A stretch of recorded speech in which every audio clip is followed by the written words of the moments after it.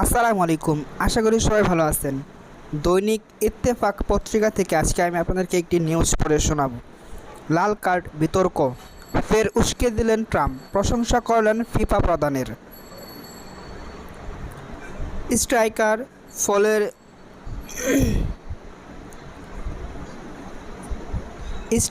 ফলোরিন বালোগানের বিরুদ্ধে দেওয়া বিতর্কিত লাল কার্ডটি বাতিল করে একটি চমৎকার সিদ্ধান্ত নিয়েছিলেন বলে ফিফা প্রধান জিয়ান্নি ইনফান্তিনোর প্রশংসা করেছেন মার্কিন প্রেসিডেন্ট ডোনাল্ড ট্রাম্প। তবে ট্রাম্পের এই আচরণে আন্তর্জাতিক ক্রীড়াঙ্গন ও রাজনীতিতে তীব্র বিতর্ক ও সমালোচনা তৈরি হয়েছে। ট্রাম্প ফিফার নিরপেক্ষতা বজায় রাখার নিয়ম লঙ্ঘন করেছেন বলে অভিযোগ উঠেছে।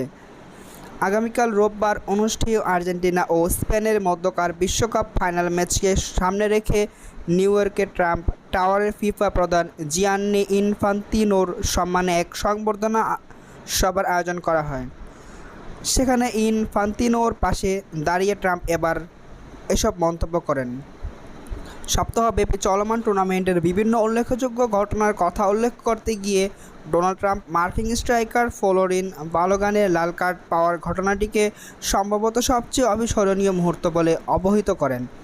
গত 1 জুলাই বসনিয়ার বিরুদ্ধে ম্যাচে লাল কার্ড পাওয়ার পর বালোগানকে এক ম্যাচের জন্য নিষিদ্ধ করা হয়েছিল।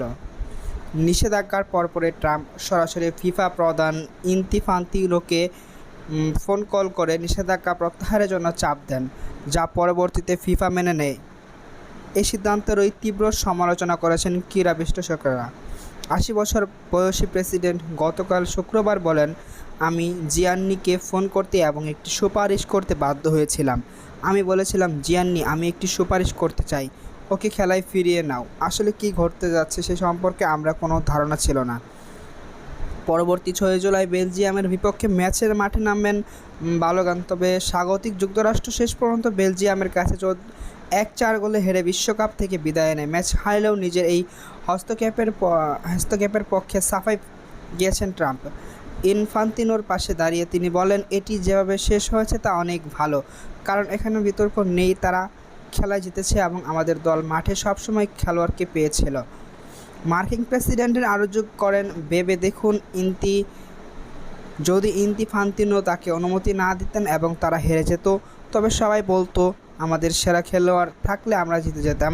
তাই জিয়ান্নি আবারও তার নেওয়া অনেক ভালো সিদ্ধান্তের একটি প্রমাণ দিয়ে